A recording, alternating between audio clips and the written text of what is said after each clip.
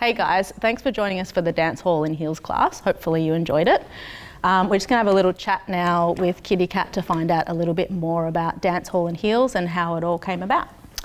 Hey guys, so where do I start? Dance Hall, I've been doing Dance Hall for quite a lot of years.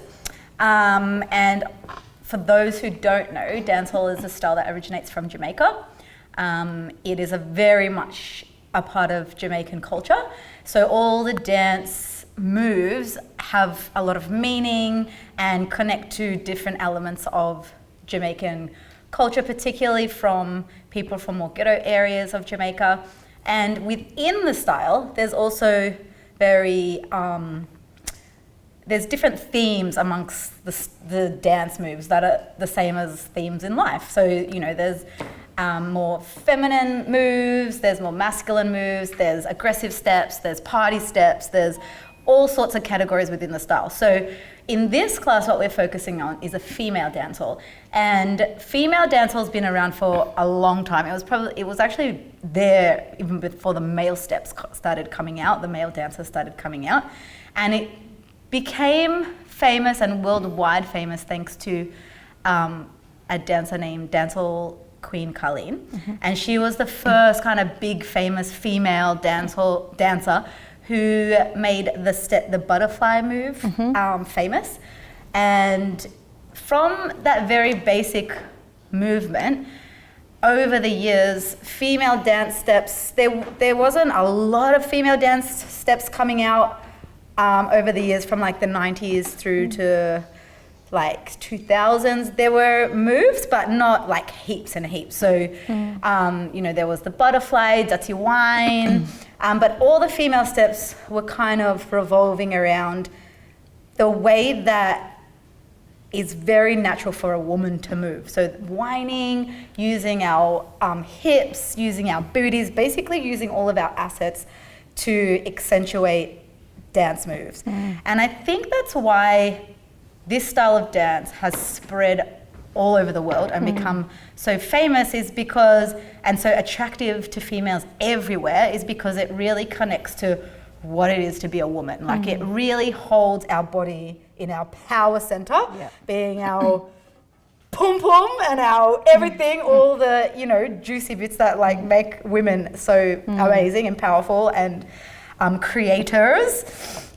So it doesn't matter if you haven't grown up in a Jamaican culture. We're all women and we all connect to that essence of what it is to be a woman. And it's just Jamaican women brought that out because they can express that in their culture a lot more. And, you know, it's kind of spread everywhere to more Western cultures where our feminine power has been kind of stripped from us because with media and just conservative cultures, you know, we're told to stick our bums in, you know, not to be provocative because we might, you know, provoke a man to, you know, touch us or something. So we're always told to suck it in, hold it in, don't be too sexy, don't be too outrageous. And this dance has given the green light to women everywhere to just be in their power, and it's been great. And so the heels side of it was just like something we were playing around with one day, and it was actually Kim Sommer who got us into this heels dancehall vibe. She just came up with a little routine one day. She was a member of our Burn City Queens crew, and she was like, I've got this routine, it's in heels. And we all learnt this routine and I fell in love with it, and I was like, oh my God, I love dancing in heels. And we all love going clubbing and dancing. It's like always fun. But by the end of the night, you're like, oh my God, I can't stand up anymore.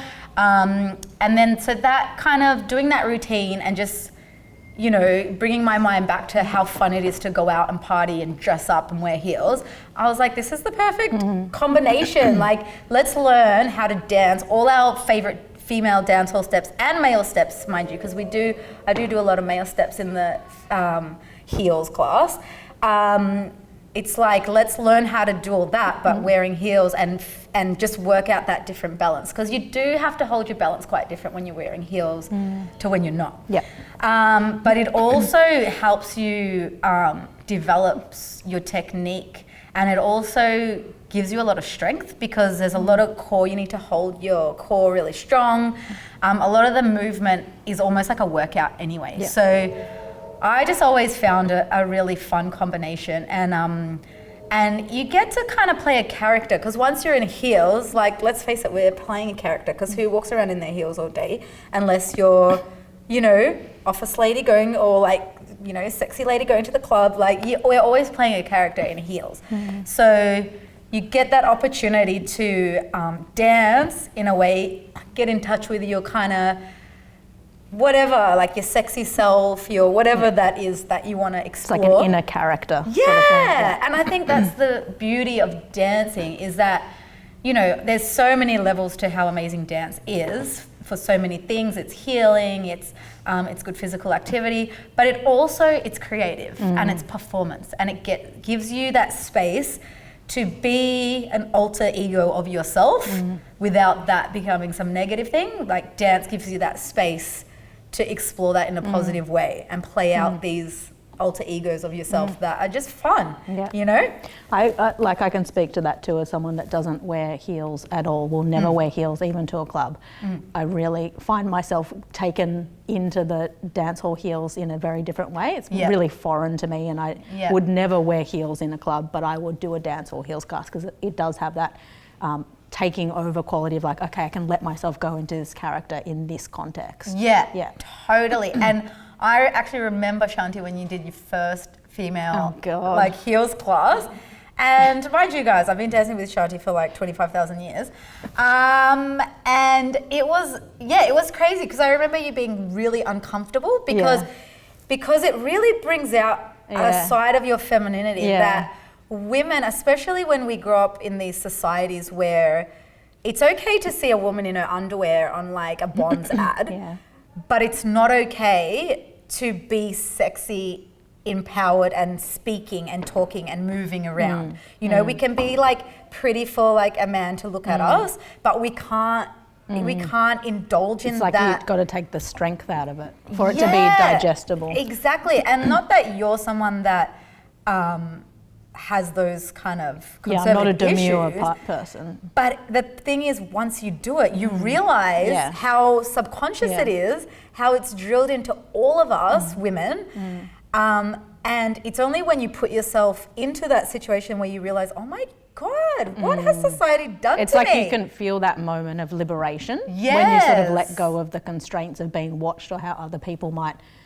perceive what you're doing, and you just like fully do it for yourself. That's when the moment it can become really powerful. Really powerful. And you need to cross through that uncomfortable with anything, any change, any like evolution in yourself. There always has to be that uncomfortable moment where you're like, this is so weird, I can't deal with this, like, you know, who am I? Who am I? And then you cross that bridge and you're like, oh my God, here I am. I'm this woman. I've got this. Doesn't matter what shape or size you are. And that's the beauty about dance hall, and even, you know, in heels, like any woman can put on a pair of heels, obviously if you're physically able. But, you know, it doesn't matter. And with dance hall, it's not about you can only be a certain size, you can only be a certain color, you can only be, there's no restrictions. You're a woman and that's it. And you can move in ways that are that's what our bodies were made to do, but it's not a sexual presentation for a man. It's about you being happy, blissful, powerful, strong in your own body. And that's being comfortable in your own body, however that is. However that is, you know. And I think that's what I've loved about my dance hall journey as a woman, and seeing that come out in other women like you, like everyone else that does class. But the heels takes it on that whole nother level where even me, I'm not like one to wear, I like dressing up now and then, but I don't like going out in heels like on a regular thing. But it's given me that side of me that is like, you know, wants to be pretty, not pretty in like a kind of like, you know, ditzy kind of way, but in a way of like, I can flick my hair, I can, you know, show off, I can be confident, and I can like be indulgent of myself, you know, in my dance. And like, that's really fun. It's a fun space to be in, you know, once a week. For an hour. But there you have it. I was going to say something else. Go for I it. I was just going to say, as you were talking, I was thinking about how powerful it is to be able to do the really like hyper female steps in heels, and then also do the male steps at the same time, and be like, actually, I don't have to confine myself to one role. I can actually be diverse and be like, I'm going to shoot you up, and I'm going to be sexy, and I'm going to be, you know, that there's a fluidity in the stereotype almost within the dance, which feels really liberating for a woman to do. Yes, and I think that's another element which I've really enjoyed with the heels class, or the whole concept of doing dance in heels, is that we learn all elements of dancehall. As a woman, culturally, that's fine. In terms of Jamaican culture, women do all the male styles, the female styles, we can do it all. But to take all those moves into a feminine space in heels, it's like I can be tough and I can be like, I can shoot you down, but I can also just be soft, you know? Yeah. And it's all about that. The contrast and bringing that all into the same space, and the duality just constantly going. Yeah. Because that's how we are. We are as a humans. We're contrasted, and we don't just have one side of ourselves. We have multiple sides that make us whole, and so that feels good that we can kind of blend that. Like art reflecting life, basically. Totally. Yeah. So it's all of those things. It's great. It's quite empowering, and And join the class. Join the class, guys. It's. And we rushing roulette to a game of 3. Part 1, part 2, part 3, part 4.